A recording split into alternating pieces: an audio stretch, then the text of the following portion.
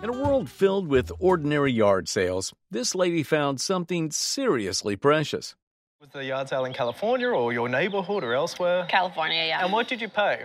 $40. The owner bought it for only $40. It's a female form of Chinese Buddha with lots of arms and meaningful symbols. With hands in mudra to the center, in blessing. Did you like the image as a decorative work of art? Significantly, it's a powerful religious symbol guiding worshippers through devotion and meditation. The owner bought it for its antique charm. She is unaware of the art and religious significance of this Buddha. Thought it looked really old, so it might be something. It's cool, but I wouldn't put it in my house. This Buddha was crafted around 1650. Only upper-middle-class Chinese families can afford these types of sculptures. Okay. Now, if I was to put a numerical ranking, it's a 6 or a 7 out of 10. Beautifully crafted from bottom to top, the Indian lotus on the drape captivates with its eye-catching coloring and shape. In auction settings, its value ranges between $15,000 and $20,000, while in retail, it can be up to $30,000. Wow. Okay. Thank you so much. Well bought. Yeah, apparently. This guest brought a drawing of Peter Rabbit by Beatrix Potter. During a visit by the guest mother, she was lucky to visit Beatrix Potter's house.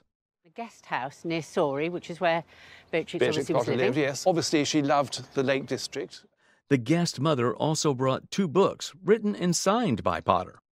Beatrix Potter also has a note written after the drawing.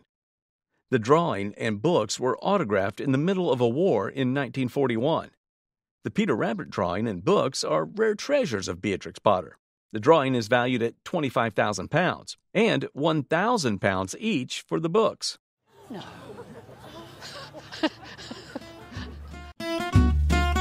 The owner brought in 2 powder horns, 2 of 8 handed down through the family. One powder horn belonged to Daniel Hayden of Marlborough, Massachusetts, dating back to 1758 during the French and Indian War. The second horn belonged to William Churchill from Plymouth, Massachusetts, serving during the American Revolution in 1779. The carvings on both horns showcased the craftsmanship of the time. While the carvers remained unidentified, craftsmen often prepare and personalize such items upon purchase. The appraiser estimated each horn's auction value to be between $8,000 to $12,000. I've seen them pretty expensive before, but not that much. An Olympic torch brought by the guest unveils the interesting story, getting the lifetime opportunity to catch the torch for the 1988 South Korea Olympic Games. The appraiser praises the torch's design, with crossing dragons symbolizing unity between East and West. The guest has no plans to sell it, intended to be a family heirloom. And as such an iconic item. But I can't accept money for it. I'm an amateur. Yeah. These 2 objects are a mystery for the owner. These are 2 silver animals by Julius Rappaport. Julius Rappaport was a silversmith. He had his own shop in St. Petersburg in Russia. Julius was an expert in sculpting, especially animals with silver. The cat is larger, but surprisingly lighter than the bunny. The bunny's detailed craftsmanship adds to its higher value compared to the cat. Turning them reveals inconsistencies in the cat, while the bunny's hallmarks signal authenticity. Which one do you think is right? I'm thinking that the bunny is correct and the cat is not. You're right. Some of Julius's animals sold for more than $100,000. The bunny can easily get $5,000 to $7,000 at auction. The value of the cat is in the hundreds. The silver bunny rabbit can fetch up to $15,000. Okay. All right. That is a big surprise. It truly is. The guest purchased a puppet from an auction in New York City in 1987, acquired for $500. The item holds sentimental value as it reminds the guest of television puppet shows. This puppet is part of the Bill and Cora Baird collection. The appraiser emphasized Bill Baird's significance in puppeteering history. Baird, as far as I'm concerned, was the greatest American puppeteer, underscoring his remarkable contributions. Most of his puppets are in several museums, so there's not many out there on the market. The puppet can do actions like wink and blink. With original clothing and impressive condition, this item is considered highly desirable. How much was this puppet valued? At auction, I think it would bring $1,500. So really, you did all right. That's nice. This man bought a collection of medals owned by his father, who passed away 13 years ago. He was very modest, but by golly, he was a man of action. This set of medals includes an Albert Gallantry Medal, a prestigious award. A gallantry award, which we would know today, because it changed in 1971 for Albert Medals, to the George Cross. Those who were able to receive the Albert Medal were given a chance to exchange it for a George Cross, but his father chose not to. The collection also includes a Distinguished Service Cross, another gallantry award. Aside from these, he also received an Antarctic Exploration Medal. Not just an Antarctic, but he has the Queen's Commendation for Brave Conduct on that as well. A medal that says he was also part of the liberation of Malta, an Arctic Star, which tells his father was also on the Russian convoys. He went through the war as a engineer lieutenant on the destroyers. The owner even brought in his own medal, which he received since they were the only father and son during their exploration of the Antarctic. The set of medals here is identified as the wearing sets because the real ones are too expensive to wear. Well, that's quite wise, because I think if we had the big ones here today, I'd tell you that they were worth £40,000. That one's worth $10,000. OK, that's shaken me. This man unexpectedly found a remarkable piece of furniture in 1982. Bought for $40 at a rummage sale, this piece became part of the owner's family. A once ordinary chair revealed to be crafted by the renowned Scandinavian designer Arne Vodder. Vodder created numerous design works that significantly contributed to shaping the appearance of Danish design. However, there was an intriguing thing about the furniture that the appraiser never seen before in a Danish design. These straps, which are about 16-ounce cow leather, I'll add, are nailed on, and they're done so in a semi kind of not precise way. He gives a speculation on whether they were original or possibly replaced in the past. They don't tend to have that smooth, symmetrical look that Danish design is so known for and cherished for. If the straps were indeed part of the original craftsmanship, the furniture commands an impressive $15,000 to $20,000. Even if they were replacements, the estimated worth would still be a substantial $6,000 to $9,000. Found in the trash, this silver trophy cup is now the guest champagne holder. So I picked it up, and I have been using it as a champagne holder. The sterile silver trophy was covered in dirt, but upon closer inspection, the owner discovered that it's made of silver. The trophy belongs to Isaac von Horn for investing in the railroad. Investors gifted him this trophy in 1907. It was made by Gorham Company, which was America's best silver manufacturer. We can see their mark in the bottom. To sell at a higher price, it requires cleaning. Estimated value can be between $15,000 to $25,000. It's been a wonderful experience. I love this. I've been wanting to do this for a long time. The story unfolds with a fisherman figurine passed down through the guest family. Acquired by her great-grandfather from a former fishing fleet captain, Alpena, Michigan, the wooden figure with eerie red eyes found a home in the basement near the coal bin. The piece turns out to be a late 19th century trade sign. It is a sign that is beckoning a profession, a fisherman, where one would go in and buy fishing supplies for the profession. This trade sign was crafted from white pine, a favored wood for its carving case. The sign bore the name T. Croniger from a Detroit, Michigan address, representing the artisan Theodore Croniger. The details of the piece, such as the word fisherman, are also etched onto it.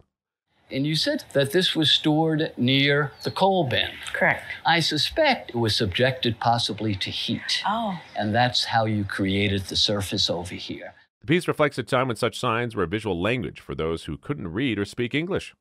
So this figure would have been outside a shop, possibly up high over the door of the shop, so that people, when walking down the street in either direction, could see what is going on inside that shop. Given its historical significance, the estimated value of this piece was $3,000 to $5,000. I'm amazed. Great pieces always have great history, and that's what we have here for this great game jersey. What you see was worn in 1942 by one of America's greats, Ted Williams.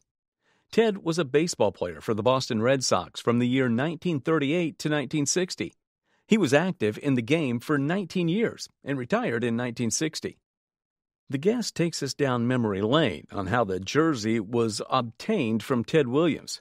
He knew that she loved Ted Williams, so he got her the jersey and as a gift, thanking her for taking care of his child. This exact jersey was from 1942. The label on the collar shows the necessary details about it. He wore the number 9, which is boldly inscribed at the back of the jersey.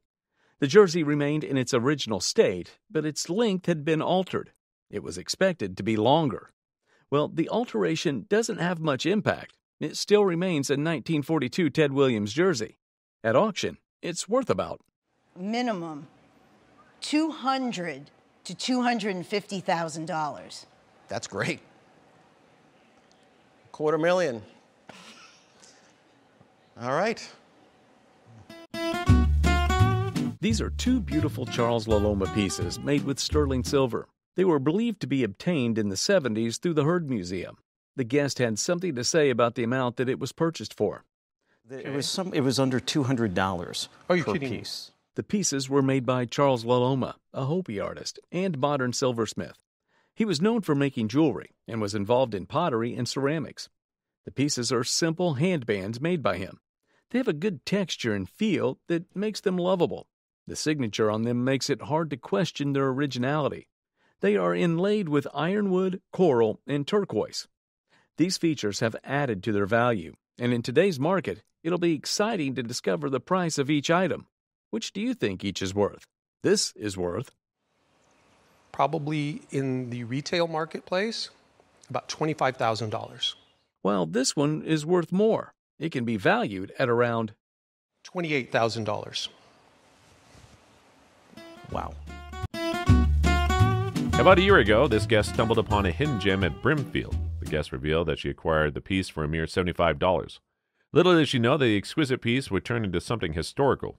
Well, let's talk about what it is. A lot of people would call it a jug or a pitcher, but I would call it a wine ewer. And at the time it was made, the Italian Renaissance was very much part of the modern taste. The late 19th century emerges as a golden age of Renaissance revivalism. This piece was a great example of Molica, referring to the colors and glazes on it. There are a number of makers that come to mind, the best known being Minton and also Wedgwood. These two big firms made great Majolica. The esteemed English firm Copeland crafted pieces that paid homage to this timeless style. The quality of the modeling is superb. And I looked it over, and I think it's in perfect condition, which is unusual for something of this age and fragility. While not labeled as a priceless item, the piece still could fetch 4 or 5 times its purchase price. The appraiser suggests a retail value of $700. The owner acquired the lamp while working as a caretaker for an elderly lady who eventually passed away. Intrigued by the lamp, the owner was offered the chance to keep it. The lamp originated from one of the lumbermen's houses in North Wichita and was an original furnishing. The lamp's maker is Oscar Bach, a prominent German-born metalworker known for his work in bronze, wrought iron, and stainless steel. I cleaned the lamp for 20 years, and I know every time I cleaned it, I noticed another detail on it, and it just drew my attention every time I saw the lamp. The lamp, an Art Deco piece from the 1920s to 1930s, features stylized Art Deco figures and unique floral decoration. The glass globe, exhibiting gold iridescence, was crafted by the Steuben Glass Company, with this particular lamp valued between $3,000 and $5,000 at auction. Really wonderful. This guest stumbled upon a captivating piece at a garage sale in an alley. Eager to rescue it from potential disposal, she carefully brought it home. Today, because I was hiding it from my husband, because he gets upset when I bring home things. Intrigued, she had attempted to research the artist, but only uncovered a few information. The only thing that I found about the artist is that he was American, and in the 1800s, he would draw murals of the Grand Canyon. It's revealed to be a chromolithograph by the renowned American painter Thomas Morin. His wife, Mary Nimmo Morin, was also an artist. Both were exceptional artists producing paintings and prints. This chromolithograph was commissioned by the Santa Fe Railway to promote Western tourism. The frame appears to be the original frame. Many of them were made. It's not a particularly rare print, but it's a very good print. The appraiser noted a few condition issues as he examined the piece. Got a little bit of pigment loss right here. You've had an insect inside here. Despite the imperfections, the value ranges from $1,200 to $1,500. A great price for a used-to-be garage sale item. Wonderful.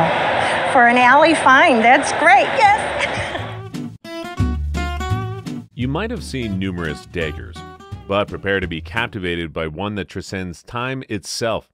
It's Korean, purchased way back in 1951 by Guest's stepfather, who served in both the Navy and the Army. The craftsmanship is remarkable. It's made of slate, fashioned after ancient Chinese bronze designs from around 500 to 700 BC. And it's in such incredible condition, still sharp after all these years. As of its history, this Dger likely belonged to the Yayoi people, an ancient ethnic group from Korea who migrated to Japan. It's not just a tool, it's a piece of ceremonial artistry, meticulously crafted for important rituals. It could even be from the Go-Joseon period, dating back to 1000 BC to about 500 BC. That's like holding a piece of history right in your hands. As for its value, well, brace yourself, because similar pieces have sold for around $20,000 to $30,000 at auction. Oh my God. Nah, come on. Seriously. And this can easily be insured for a whopping $50,000. I'm thinking of the stepfather who was not a favorite of mine and now has become one. Initially, what might look like an ordinary pear box is actually a Regency tea caddy given to the guest by a dear friend and mentor in Houston, Texas. It was crafted in England during the early 19th century, around 1800 to 1810. Made from pear wood, this tea caddy served a practical purpose. It was safeguarding valuable tea from unauthorized access with its lockable front. Despite its imperfections, such as a replaced finial and signs of age-related wear like splits in the wood, the tea caddy boasts a rich color reminiscent of a golden pear. Notably, it bears the distinctive feature of an original plug at the bottom, indicating its authenticity. What they all have, all the real ones, and they're making fake ones today, they all have this funny little plug in the bottom. That is something that all the old ones have that the new ones do not. While the guest initially estimated its worth at $80 or $100, the appraiser astounded them with an auction estimate of $3,000, leaving them pleasantly shocked by the unexpected valuation. Wow. I'm in shock. I knew you'd like that one. Love it. An intriguing story was shared by the guest, who presented a senior graduating yearbook. The yearbook featured one of his classmates, named Allen Ginsberg, who later became a notable American poet and writer. The yearbook contained Ginsberg's photograph, with a signature and inscription joking about democratic politics. The appraiser noted Ginsberg's role as a philosopher and genius of the class. Professor, and he's the philosopher and genius of the class. Was that true at the time? Yeah, he was. It also included a poetic message by Ginsberg to the guest, raising the overall worth. What is the assessed value of the item? I think this would retail for $10,000. Oh, my God. The owner brought an antique knife box with miniature sterling silver knives, forks, and spoons. The box is made of shark skin, known as shagreen. Initially thought to be English, it's identified as Dutch based on hallmarks. The numerous hallmarks, intentionally designed to resemble English marks, gives the box a deceptive appearance. The set is considered part of a high-quality miniature doll's house service, with a well-preserved interior featuring knives, forks, spoons, and miniature sauce ladles. The completeness of the set, considering its age, enhances its value. The rarity of finding such a complete and well-preserved set contributes to its appeal and value. I would put a pre-sale estimate on it of about $2,500 to $3,500. Okay. The guest showcased a large censer piece, purchased by her mother from the daughter of a ship captain. The piece had many sections and removable handles. The design featured various symbols, including waterfowl, grasses, and mythological creatures. The lower lappet border incorporated stylized cloud designs. The intricate design featured a blend of Asian and Western influence. Moreover, the piece symbolizes good luck and longevity. All these motifs are emblematic, one way or another, of good luck, positive symbolism. Considering its historical significance and unique design, the value for this piece ranges between $10,000 to $15,000. Okay. That sounds good to me. A cherished lithograph was brought in by the guest. It was originally belonged to her grandfather, a passionate train enthusiast. Upon her grandfather's passing, it passed down through her family to her. The lithograph revealed to be a theme of railroad temperance. It reflects the broader temperance movement that eventually led to prohibition in America. The movement called for people and governments of various levels to outright prohibit alcohol. There's a good reason for that. The old-fashioned saloon, people were being poisoned, families were being wrecked. I mean, alcoholism is a problem, always has been. This print was created in 1863 during the American Civil War in Boston. The lithograph vividly illustrates the consequences of alcohol, aiming to raise awareness. It's a print filled with all sorts of meaning and history. Plus, you've got the original frame. The estimated retail value of this unique piece ranges between $2,000 to $2,500. What do you think of that? I think that's fantastic. A pearl and diamond necklace is being showcased. I guess inherited the heirloom from her grandmother, acquired at $10,000 in 1988. I've worn it for my wedding, and other than that, it lives in a safe deposit box. The piece boasts platinum craftsmanship, adorned with diamonds and small natural pearls. The centerpiece is a 5-carat diamond, while the top one is 2 carats. The piece holds high significance due to its rarity and originality. It's authentic and in its original condition and in its original box. How much will the item be valued? This piece should bring $250,000 in the marketplace. The owner stumbled upon these white glass lamps at a thrift store over 15 years ago and paid $9 each. Despite having no interest in collecting, someone pointed out that the lamps might be legitimately old and valuable. The lamps were actually designed by Finnish artist Lisa Johansson Pape, known for her expertise in decorative arts, particularly lighting.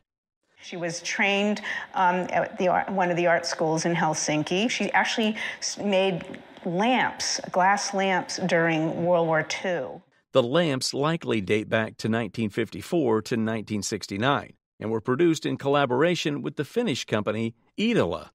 The design, featuring a stylized, streamlined mushroom shape, was a signature piece in the 1980s. I think already even in the 80s they were being copied or they were inspiring other designs. The larger size of the lamps makes them especially valuable.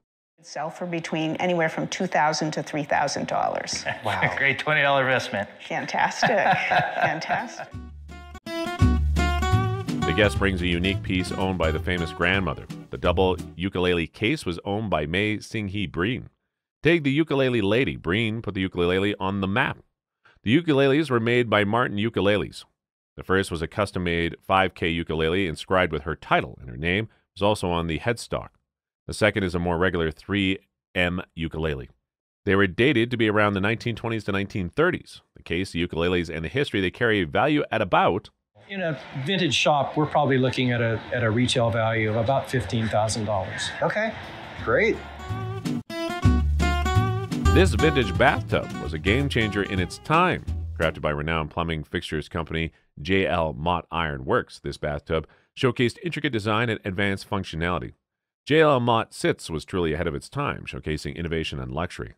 This great piece dates back to 1990. Its design indicates it was made in the Victorian era. We have porcelain over cast iron. We have an oak frame. I believe the feet are made out of brass or bronze. This rare Sits bathtub goes for about $3,000 to $5,000. This particular piece exemplifies Robert Cumston's ability to meld traditional and contemporary elements within his sculptural practice. The sculpture stands tall at an impressive height, commanding attention and admiration from all who encounter it. Cumston's masterful manipulation of materials such as bronze further adds to the sculpture's tactile allure. The guest describes the sculpture as Picasso-esque. And if I look at her face, she really does look kind of Picasso-y to me. He said the way her eyes sit up on top of her head makes it Picasso-esque. In examining the sculpture, one cannot help but be captivated by the intricate details and textures that adorn its surface. Each etching and carving tells a story, inviting viewers to delve deeper into the artist's narrative. The sculpture seems to radiate with energy and emotion. Its form exhibits a harmonious balance between organic and geometric shapes, creating a visually dynamic composition. This beautiful piece of furniture takes us back to the year 1830, where expert craftsmen poured their heart and soul into creating masterpieces like these. The guests purchased it from a family that lived in Albion, Indiana. Made from solid oak, the Pennsylvania Dutch dower chest features a distinctive hex sign design on its front panel, symbolizing good luck and protection.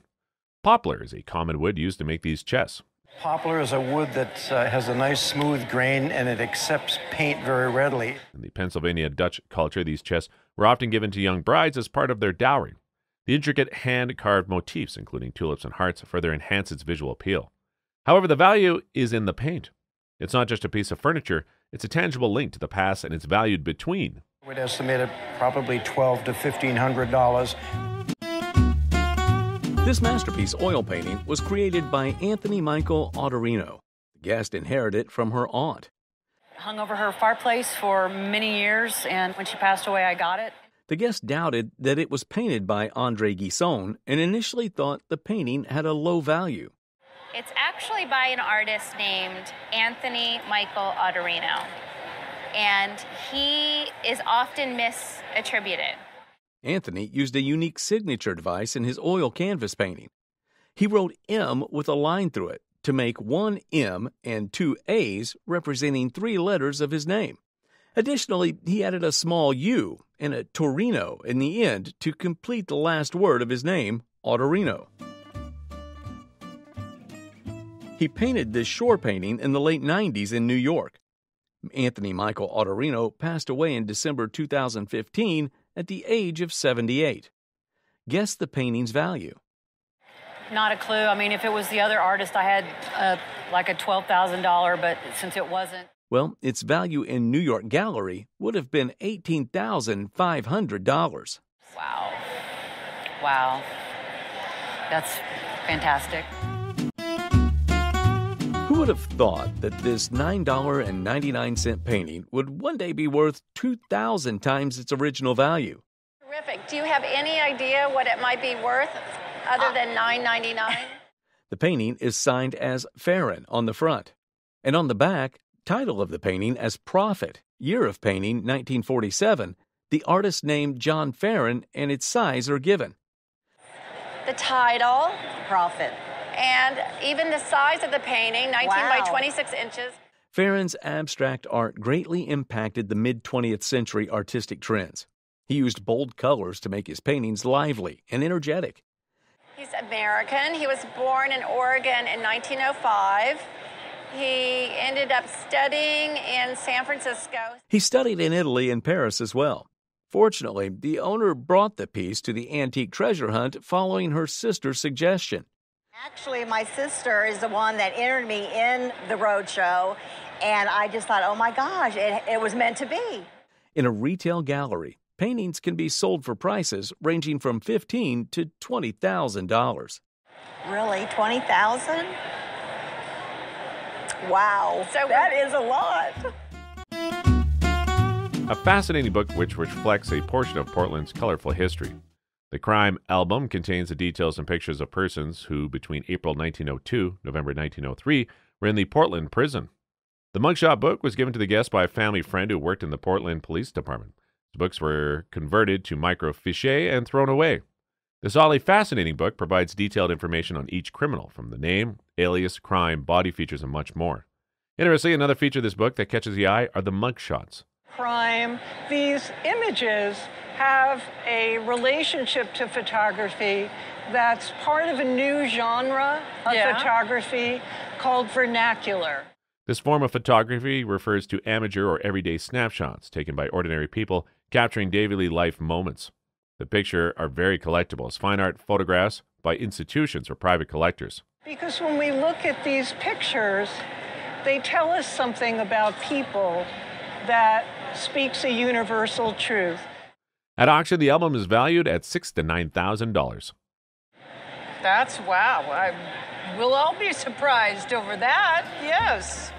The antique tea set, which beauty is a sight for sore eyes, makes way to the show. The guest bought the tea set from an antique dealer in 1973 for $200. The tea set has similarities to 18th century pieces with its small size and unique style of painting. The style is similar to Dresden style. The appraiser reveals some truth to the piece's authenticity. Unfortunately, although this has some good attributes, it is a fake, an antique fake. It's well over 100 years old, but it is a fake of a much earlier porcelain. The tea set was made by company Helena Wolfson in the 1880s. It was valued at around $400 to $600. Oh, wow. Which sounds is a decent amount of money. It still is a nice piece of hand-painted Dresden porcelain. Interesting. I'm just surprised. I had really thought that I had a 300-year-old piece. This beautiful piece originally belonged to the grand uncle of the guest, Pat Collins. He was a catcher, and he used it when he played for the New York Yankees. We would go visit him, and he would always give us things, balls and bats and stuff, and then we'd promptly go home. And Pat Collins had a roommate many times on the road, and they were really good friends. This friend was the famous baseball player Babe Ruth. Pat Collins started his career with the St. Louis Browns in 1919. In 1925, he was sold to the New York Yankees, where he played in 3 World Series in 1926, 1927, and 1928. He was known as the Forgotten Catcher and shared the role of catcher with 2 other players. One can say that Pat Collins was a good ball player on a great team. And it's important to know that whenever a group comes from a ball player's estate, it makes the items much more expensive. This makes his personal items become more desirable. This professional model glove has his name inscribed into the leather. From the labels, we can see that it is a higher quality glove. It's very rare and hard to find a player's mitt in that era, especially from a World Series. This is why the value at an auction is mind-blowing. Expect to sell for between $2,000 and $3,000. World Series programs are quite difficult to find, especially from this period. It's even more rare to find one that actually belonged to a ball player. We have the 1926, 27, and 28. Any of those in this condition are going to auction for between $750 and $1,500 each. The guest also came along with a pair of ticket stubs, and you'll be surprised at how much they are worth at auction. This photo, which is believed to have been taken before or after a game, at auction, will sell for about $200 to $400. If you put all these items together, you'll be amazed at how much they are worth at auction. With the other items, I would put a value on this group at auction for between $8,000 to $12,000. The guest discovered an envelope containing an artistic treasure in her late mother's clutter. And we opened it up, and inside were some materials connected to Art Spiegelman. It was a proposal featuring original paintings by Art Spiegelman for a book project. These are original paintings for the book that you talked about, The Wit and the Wisdom, and he also, to the right, has an alternative cover called Quotation Alley. Art Spiegelman is an American cartoonist, editor, and comics advocate. After gaining fame for Moss, Spiegelman didn't continue to write this project and probably donated these paintings to a local library. We pictured my mother maybe getting at a library sale because she was a very big supporter of the local public library. The use of colors is excellent. The proposal for this book of quotations is also original. The retail value is between $8,000 to $12,000. Really? That's very gratifying. A piece of memorabilia which leaves the appraiser reminiscing of the good old days. The guest who had never been to the restaurant bought the Stage Deli's wall clock at a thrift store for $78. The Stage Deli, a restaurant owned by businessman Back Asness, was located in New York from 1937 to 2012. The deli was famous for its Broadway-themed dishes and also for naming dishes based on celebrities who dined there. The clock, which is of the 1970s, cannot be confirmed to either be the actual clock used in the deli or just decorative items sold as souvenirs. The appraiser gives conditions for proper appraisal of the clock. If you can come back to me with a photo of this clock inside the Stage Deli, I will change my appraisal from $200 to $2,000. Well, that's good news. The guest treasures a ceramic pottery piece from her parents and has a special attachment to it. I love the inside of it. Have ever since I was a child. This is created by Glenn Lukens, a pioneer in American ceramics. It was crafted during 1930 to 1940. Glenn Lukens was a teacher at USC, and he revolutionized ceramics pottery. Lukens used creative methods, like exposing raw clay and unique glaze. The way he designed the pot from the inside, he was ahead of his time. Especially as a child, I love to reach in and feel the melted cheese. Collectors highly appreciate raw materials like this. It has a signature on the bottom in typical fashion. I can tell you that in today's market, I would appraise this for $5,000 at auction. Really? Oh my gosh. This massive bronze incense burner, weighing approximately 76 pounds, is a remarkable find for the guest. He acquired this masterpiece at auction for around $2,000. Despite its imposing weight, it boasts intricate details characteristic of Chinese craftsmanship. Adorned with dragons and mythical animals morphing into clouds at the top, it exudes boldness and sophistication. Although marked with Da Ming Zhuande Nianzhu, indicating a Ming dynasty origin from the early 15th century, expert analysis reveals it as a faithful reproduction from the Dongguan period circa 1820 to 1850. This era saw a revival of Ming-style artistry, albeit with slightly less refinement than the originals. The burner's elaborate design features wave motifs and mythical creatures, meticulously crafted on all sides, demonstrating exceptional attention to detail. Despite never being utilized, it commands attention as a decorative piece, proudly displayed in the front of the fireplace. Most importantly, it's valued at a whopping $30,000 in a retail setting. $30,000. Yeah. Wow. Yeah. Very good. Once bought by her grandmother, this hidden desk now holds a special place in the owner's heart. When I was a little kid, and I just always admired it, and now it's mine, and I treasure it very much. The owner believed it wasn't too expensive, but she found an envelope in it.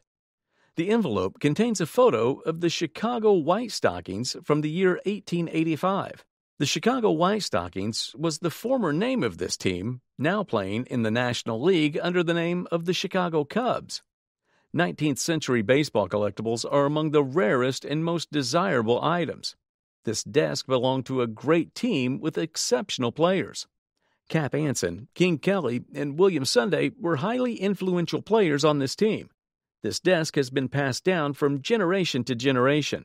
And this was your grandfather's handwriting, I assume? No, actually, it's my great-grandfather. The estimated value is between $8,000 to $12,000. Oh, my At God, auction. that was just... I just happened to bring it by piece. chance. I'm shocked. I'm really shocked. The owner acquired a pair of candelabra from his former silver buyer from Macy's in New York, who worked there in the late 50s to early 60s. Perfect accessory to complement your loveliest dinner table. I love that. Believing them to be created by George Jensen due to a catalog from that era. The surprise comes when the pieces, beautifully designed with a pomegranate motif, reveal a different hallmark upon closer inspection. Although not authenticated as Jensen's, the candelabra shows meticulous craftsmanship, hand hammering, and an American silversmith's work inspired by Jensen's style. An auction estimate, I think you're probably looking at maybe $6,000 to $8,000 as an auction estimate. Well, that's still a nice price. Yes.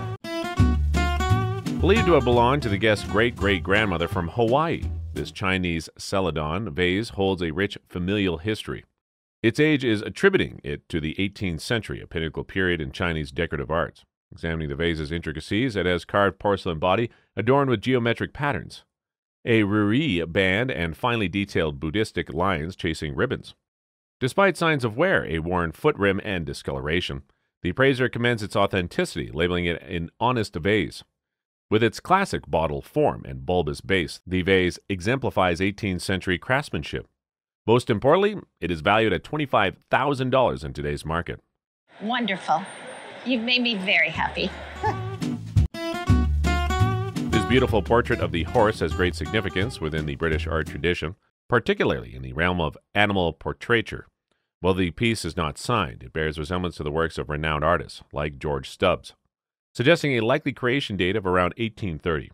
Despite the frame not being original, the portrait still holds considerable value, as a fine example of English animal portraiture. While its quality and historical context, its auction value is estimated to be between $12,000 and $18,000. Good heavens. Unbelievable. She's come up a winner again? Yes, she has indeed. Bless her heart. Amidst the vibrant art scene of Houston, a captivating acquisition emerged for the guest. A color lithograph by none other than Rufino Tamayo, a luminary in the realm of Mexican art. Bought about 10 years ago, this piece has a surprising secret. Tucked inside its frame is the top of a beer can. The appraiser examined the color lithograph, noting its significance within the artist's body of work, which includes over 100 prints produced during his later career. The piece, typical of Tamayo's style, boasts striking wall presence akin to his renowned murals. Signed and numbered, it was acquired for $2,500 and is in excellent condition. Most importantly, the value of Tamayo's work has surged in recent years. At the auction, its estimated worth ranges from $4,000 to $6,000, with a retail price potentially doubling that amount. The lithograph was given to the guest by her elder sister. The lithograph is by the artist Grant Wood. Wood was a Midwestern artist known for his famous painting American Gothic. He was a regionalist artist, and alongside painters Thomas Hart Benton and John Stuart Curry, advocated regionalism through his works. This lithograph was one of the 20 different lithographs made by Wood. It is titled Fertility and was made in 1939. It's in the original mat. You can see on the edge of the mat, there's some brown on the mat cut. That probably translates to some matte stain just beneath the mat, which is not going to be very detrimental to the value of the print. It is considered one of Wood's popular works due to the similarities in scenery with his iconic American Gothic. 250 pieces of the lithograph were published by the Association of American Artists in the 60s. The lithograph is valued at about would be in the neighborhood of $10,000 to $12,000. Oh my. So I'm very surprised.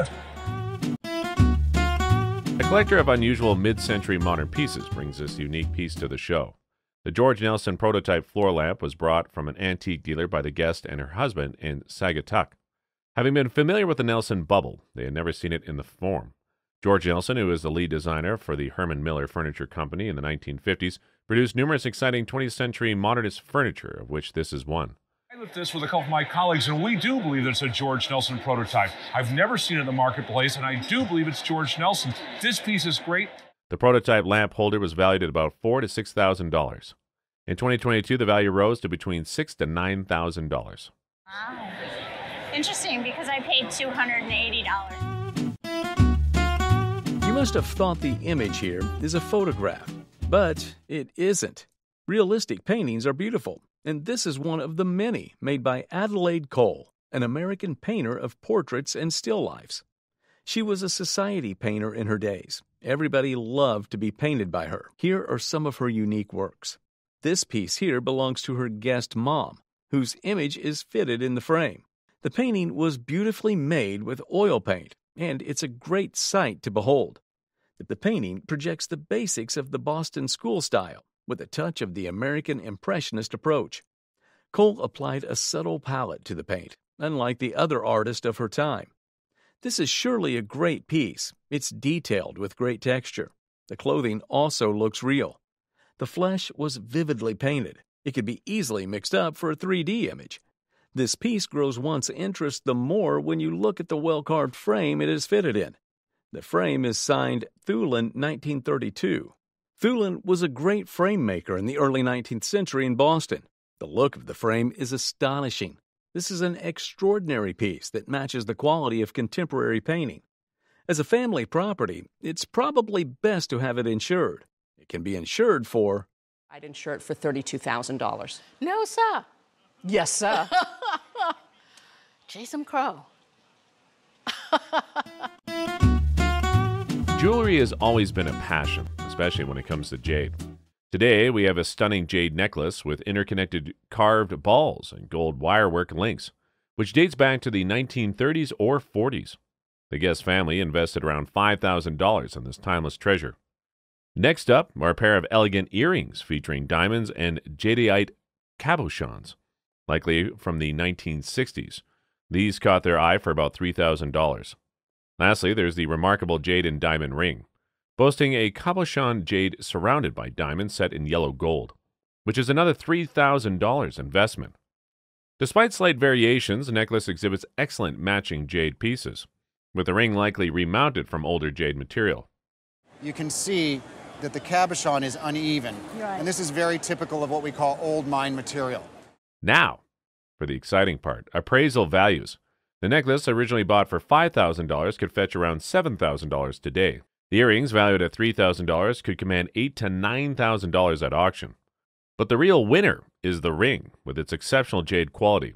Its value has soared to an impressive $15,000 to $20,000. Thank you, Peter. That is such good news. And this looks like a little jelly belly. But It is a jelly belly, isn't it? But it's not worth a jelly belly. No, a little bit more. The guest shares the intriguing story discovering a Confederate belt buckle in his father's cotton field while hunting. The belt features 11 stars in CS, symbolizing the 11 Confederate states. The appraiser unveils its historical significance. This is one of the most desirable style of Confederate buckles ever made. It's made by a firm named Leach & Rigdon. The belt is made from cast brass using a sand mold. This is a cast brass buckle. They would take a sand mold and actually mold the buckle out of molten brass. Despite the owner's alteration for wear, it remains highly desirable. How much would this be valued? I would ask between $10,000 to $12,000. Wow. Not bad. Not bad for finding something in the cotton field. Chests hold historical treasures, safeguarding secrets and stories. But this one is truly remarkable and gives a glimpse into a bygone era. It has remarkable features, including its Queen Anne figured walnut craftsmanship and Philadelphia origin, likely dating between 1745 and 1760. It has exceptional detailing like the canted corners, fluted pilasters, and triple-faceted foot, which are indicative of a few select cabinet makers from that era. The chest's unique size, described as diminutive, adds to its value, making it more desirable to collectors. Despite some condition issues, such as a refined surface and minor repairs, they still value the chest significantly, estimated at $12,000 to $18,000 at auction. And with its original surface intact, its value could soar even higher to $30,000 to $50,000. Oh, really? On this chest? I would never have known that. A ring befitting of its fancy title. This lovely tiara ring was bought at a garage sale in McGill, Nevada by the guest and fiancé at this time for the sum of $1,250. The ring was made by Marcus & Company, which is located in New York. The ring is made notably of 18-karat gold, green enamel, and a few carats of diamond. The appraiser valued it about $6,000. As of 2014, it was valued at about $12,000. Well, good. Not bad for what I paid for it. A book like no other, the book whose value is not in its title or the author, but in the touching message inscribed in it. The book, which was bought by the guest's wife at a local library auction for 15 cents, is shown to be used sometime in 1942 as fourth-grade textbooks at the Santa Anita Japanese internment camp. It was owned by a Japanese-American woman named Nakiko. She taught the fourth grade during her stay there before her transfer to another camp in Arkansas. The book contains farewell writing from friends, colleagues, and students, wishing her well and hoping to see her again. And this is a really touching letter where the woman says, although we may not go to the same camp, we'll see each other again, and I'm hoping that we'll arrive at the same camp so that we can continue on with our friendship. The appraiser values the book at about $700 to $900. Oh, wow. So not bad for Amazing. 15 cents, I have to say. Incredibly, a small metal object can hold such immense historical value. This is the number plate of John Lennon's childhood home. If you're a fan of classic rock music, you probably heard of John Lennon and the Beatles. The guest's uncle gave the number plate to him. Occasionally, people would wander into the house garden to take pictures in and of the house. As a Beatles fan, this is a treasure memorabilia.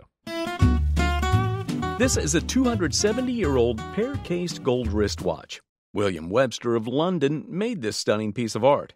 He is well known for making watches and clocks. The guest inherited the watch from his late cousin.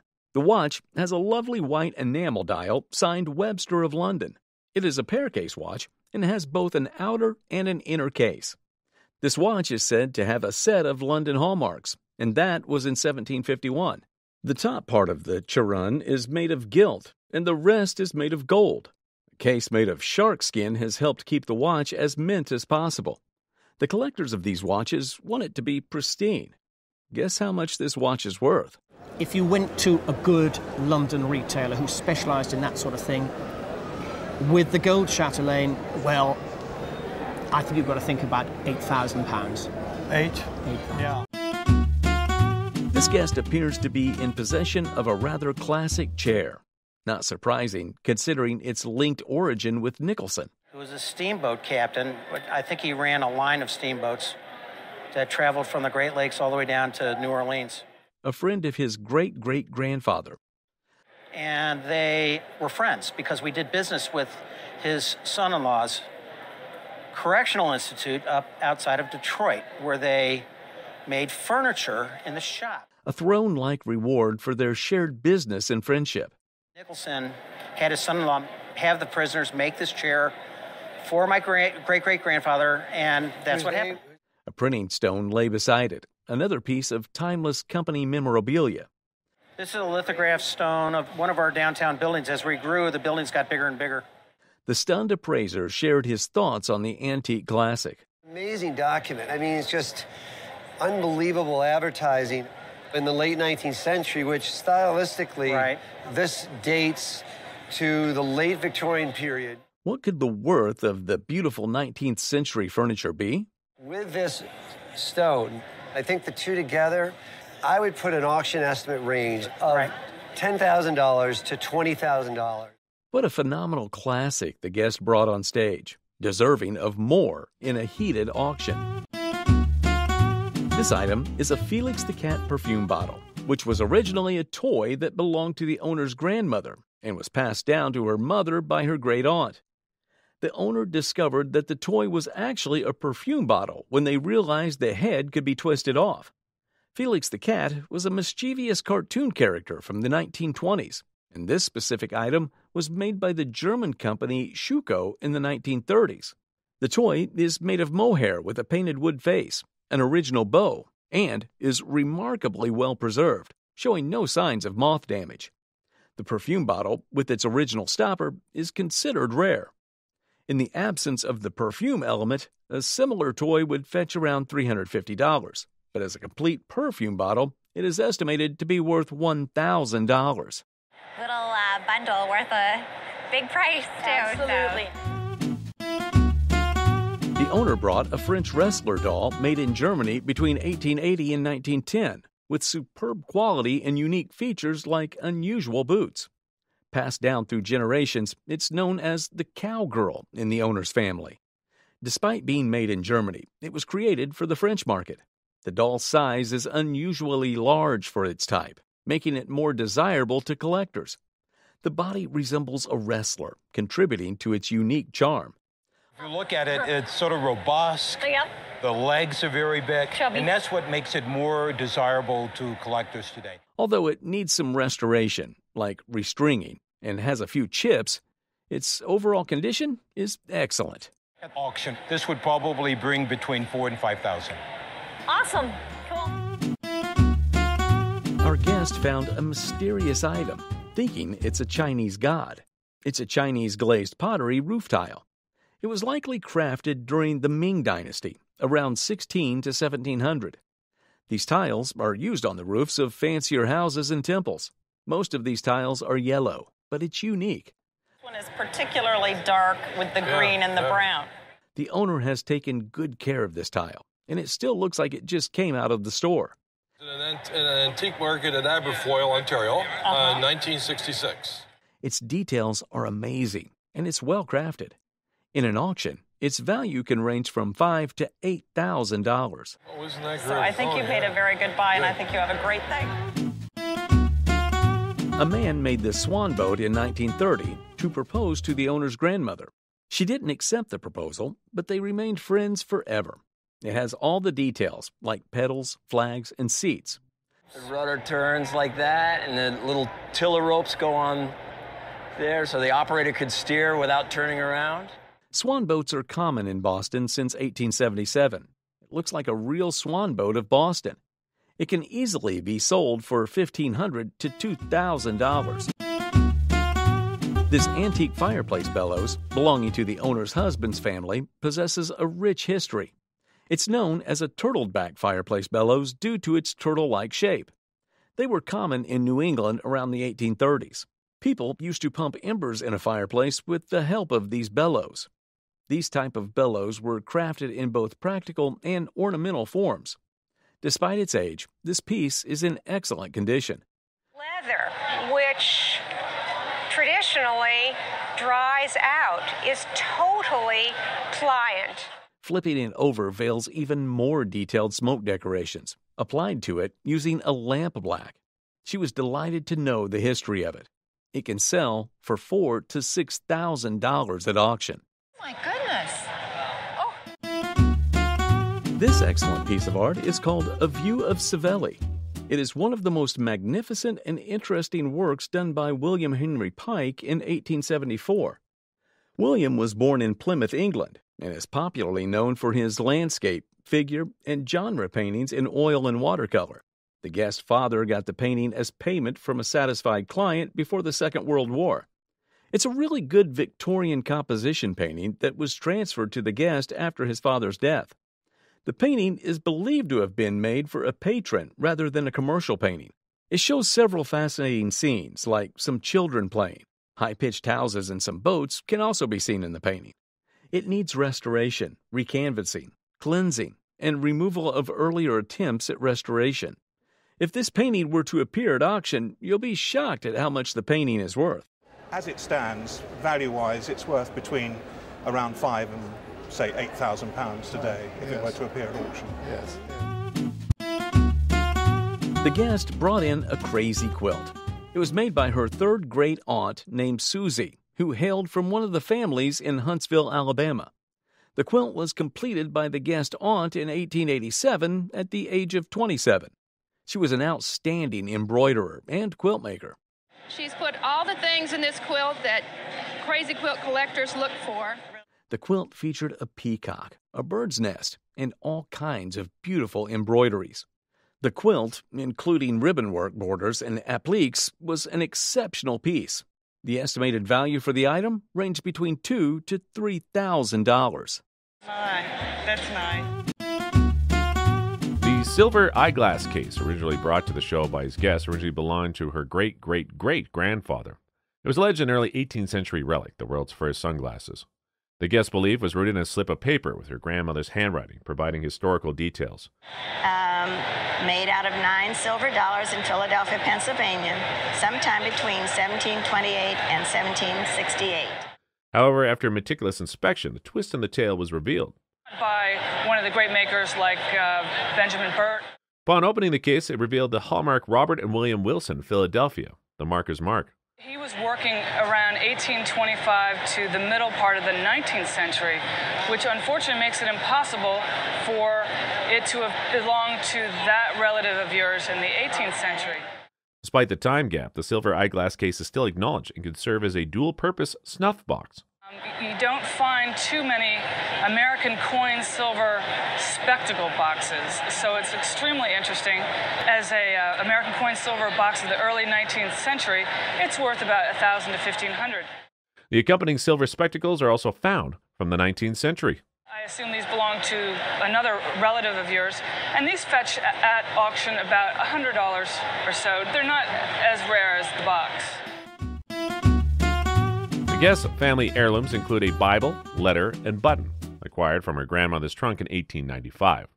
The letter and Bible belonged to Gaston Baldwin, who died in the Civil War. Well, he was killed at Goodall's Tavern, and his cousin retrieved the Bible and mailed it back to his sister with the letter, and that's about all I know. The blood-stained testament and the bullet damage on the Bible depict the heartbreaking story. The other item is a button with a sunburst design and is extremely rare. The appraiser estimates the combined value of these items to be around $10,000. Well, I sure do appreciate it. I'm amazed at the value of it. Guests recalled an intriguing story of buying a magic lantern. The item was purchased 20 years ago from a furniture store. The lantern itself is unique with distinctive features. Adorned with nickel plating, the piece boasts a unique feature: a rotating wheel of colorful lithograph slides. The appraiser emphasized the originality of its electric components. The beautiful piece signifies American technical history. It's a real collector's piece and a really beautiful, beautiful piece of American technical history. How much would the item be valued? I think conservatively, in an auction of early technology and of cameras, you'd easily get $1,000 to $1,500. A story unfolded around a cherished family heirloom, a century-old boat with a rich history. The guest fondly revealed that the boat came from his grandparents' home and his mother gave it to him. The toy turns out to be a masterpiece crafted by one of the best American toy makers, George Brown, in 1880. The side wheel configuration is probably one of the most popular designs. These pieces have a crossover appeal because people who collect toys like them, but also people who collect folk art. It marveled at the intricate painted tin design and remarked on its enduring charm. It's really charming work with all this filigree, the pierced tin work, and the stenciling. A lot of this paint did not survive. Despite a missing piece, the owner preserved the boat in its original condition. How much would its value be? I would say this boat at auction today would easily bring $3,000 to $5,000. Elizabeth. A fascinating piece of American history is brought to the show. The 1846 folding map of Western America was found by the guest in his late uncle's library. The map, which was issued in 1846 by S. Augustus Mitchell, is located in Philadelphia. The map shows some interesting geographical features of Western America at that time. One such feature is Oregon and how large it was. This was the year that the Oregon Treaty was signed between the United States and Great Britain to determine the boundary between American holdings and British holdings. This shows how important and timely these maps were, as they showed what was happening. This map represents an important year in U.S. history, as within 2 years of its production, the U.S. expanded its territory. Because at this time, this whole area, that was still part of Mexico. Yep. And the Mexican War started in 1846. 2 years later, that became part of the United States. Texas also paints a fascinating image. Texas, of course, claimed that. This was just after Texas became a state in 1845. The rare map, which is still in very good condition, is valued to be about... In a retail shop, this generally sells for about $12,500. Wow.